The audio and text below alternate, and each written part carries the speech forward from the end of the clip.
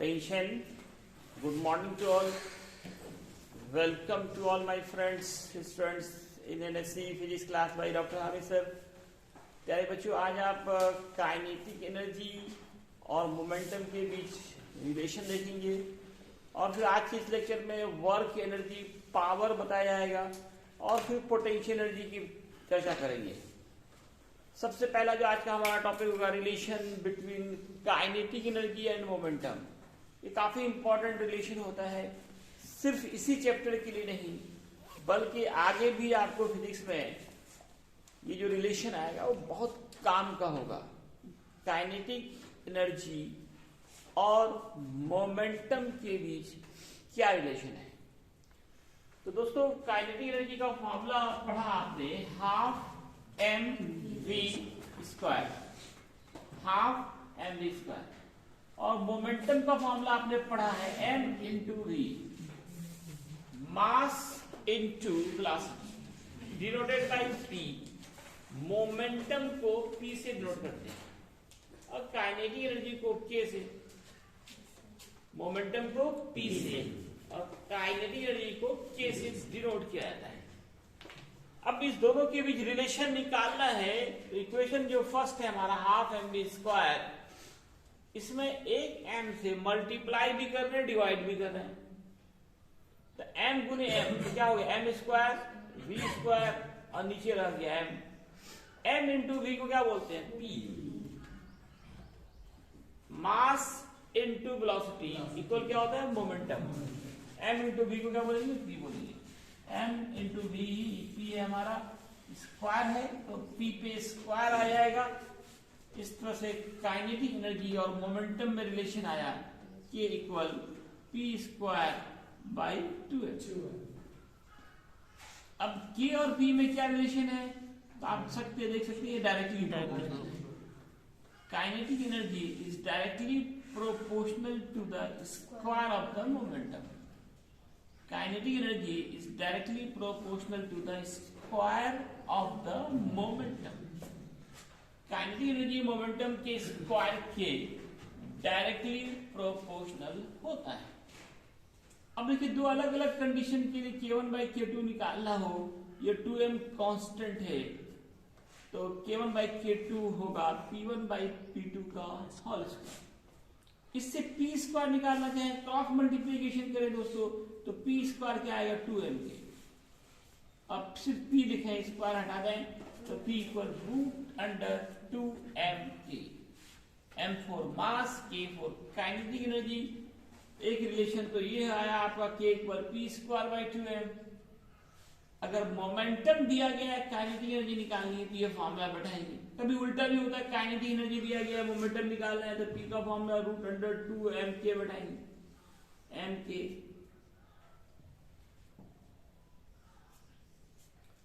अब आइए work energy theorem. Next topic is work energy theorem, कार्य ऊर्जा प्रमेय। मैथ्स में बहुत सारे थ्योरम बनाते हैं आप लोग। थ्योरम प्रूव करने के लिए जहां भी थ्योरम लिखना पड़ता है उसको पहले प्रूव करने की जरूरत पड़ती है। पहले स्टेटमेंट लिखते हैं, फिर उसका प्रूफ लिखते हैं। सबसे पहले स्टेटमेंट क्या है इसका, तो दोस्तों ये कहता है कि कोई ऑब्जेक्ट हो, कोई सिस्टम हो, वो जो वर्क करेगा वो उसके काइनेटिक एनर्जी में परिवर्तन के बराबर होगा। जितना ज्यादा काइनेटिक एनर्जी में चेंजिंग होगा, परिवर्तन होगा, वर्क डन भी उतना ही ज्यादा होगा। Work done depends upon kinetic energy. कहता है the work done by any system is equal to the change in its kinetic energy. किसी सिस्टम के द्वारा किया गया कार्य उसके काइनेटिक एनर्जी में हुए चेंजिंग के बराबर होता है, परिवर्तन के बराबर होता है। The work done by any system is equal to the change in its kinetic energy. Work done बराबर change in kinetic energy. Change in kinetic energy तो लिखेंगे k2 माइनस k1। शुरू का काइनेटिक एनर्जी k1 माना, बाद में k2 माना, changing निकालना है, दोनों को घटा दिया, k2 माइनस k1। k से होता है kinetic energy, change in kinetic energy तो क्या करेंगे, माइनस चेंज कैसे निकालते हैं, माइनस करके निकालते हैं। इनिशियल काइनेटिक एनर्जी k1 है, फाइनल k2 है तो दोनों को घटा देंगे K2 माइनस K1, यही बराबर होगा वर्क डन के। Work done equal to the change in kinetic energy. तो दोस्तों इसे प्रूव कैसे करेंगे? तो वर्क डन का फॉर्मूला लिखेंगे F इंटू एस, F का फॉर्मूला ma, F का क्या फॉर्मूला पढ़ा? m into A, mass into acceleration. तो F का फॉर्मूला यहाँ पे पुट किया गया m इंटू ए, और फिर A का फॉर्मूला पुट किया गया v square minus u square by 2s। अब आपका एस कैंसिल, तो half M B square minus half M U square, इसको K2 कहें, इसको K1 करें, तो वर्क डन बराबर K2 माइनस K1। इस तरह से आपका प्रूफ हो गया। Now topic is potential energy. Potential energy किसको कहते हैं? स्थितिज ऊर्जा हिंदी में बोलते हैं। इसका डेफिनेशन होता है the capacity, the ability to do work due to change in position, shape and size. किसी ऑब्जेक्ट का पोजीशन बदल जाए, शेप साइज बदल जाए, तब उसके अंदर जो वर्क करने की कैपेसिटी होती है, एबिलिटी होती है, उसी को हम लोग कहते हैं कौन सी energy? Potential energy. The capacity, the ability to do work due to change in position, shape and size ही पोटेंशियल एनर्जी कहलाता है। इसको हम स्टोर कर सकते हैं, जमा कर सकते हैं। आप बचपन में चाबी वाला खिलौना चलाया है? आप चाबी देते हो, उसके अंदर स्प्रिंग होता है, स्प्रिंग टाइट होता है, अब उसके अंदर पोटेंशियल एनर्जी स्टोर हो गई, अब उसको छोड़ो तो चलने लगता है। तो इसको हम स्टोर कर सकते हैं, पोटेंशियल एनर्जी को स्टोर। पहले जमाने में ये घड़ी जो ना बैटरी वाली घड़ी नहीं थी, पहले चाबी वाली घड़ी थी।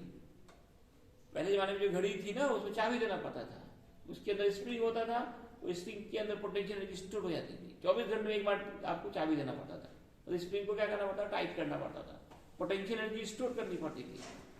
और फिर अगर दिन में भूल गए ना दूसरे दिन, तो फिर घड़ी बंद हो जाती थी।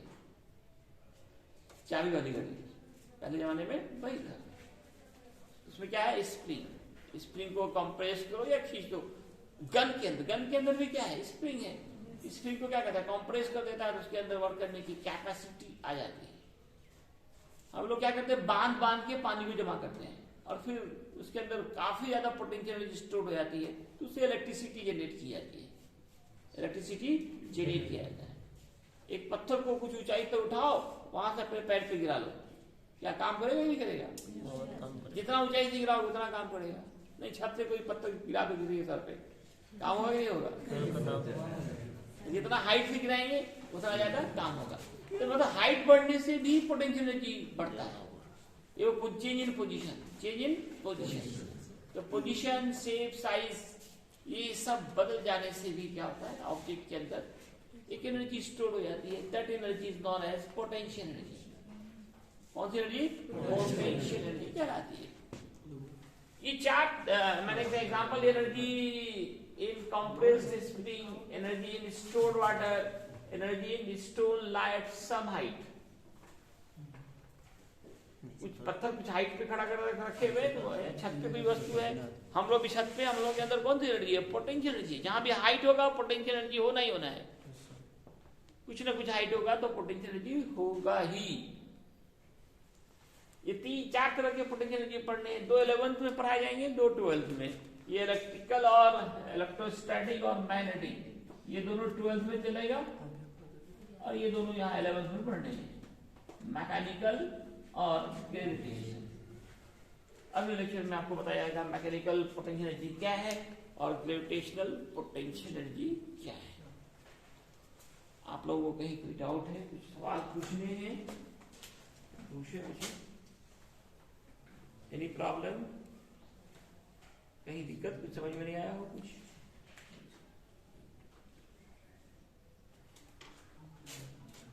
शेप के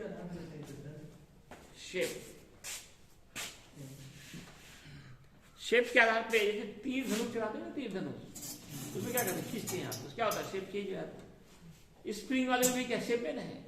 स्प्रिंग को दबाए तो शेप क्या होगा? उसका छोटा हो गया, उसके अंदर क्या हो गया? एनर्जी स्टोर हो गई। ठीक है।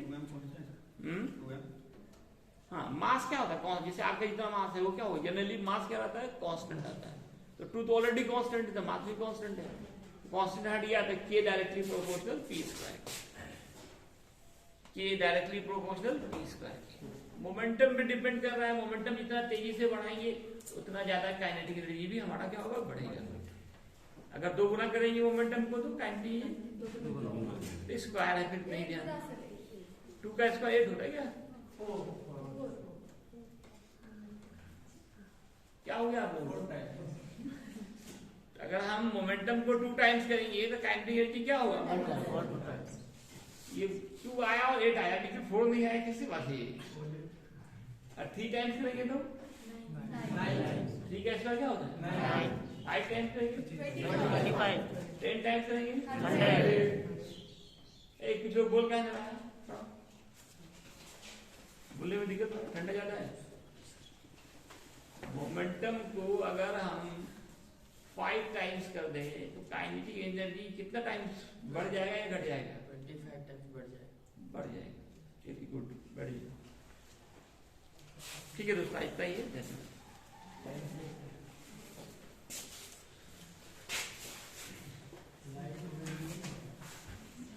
एक मिनट नीचे कट रहा था क्या।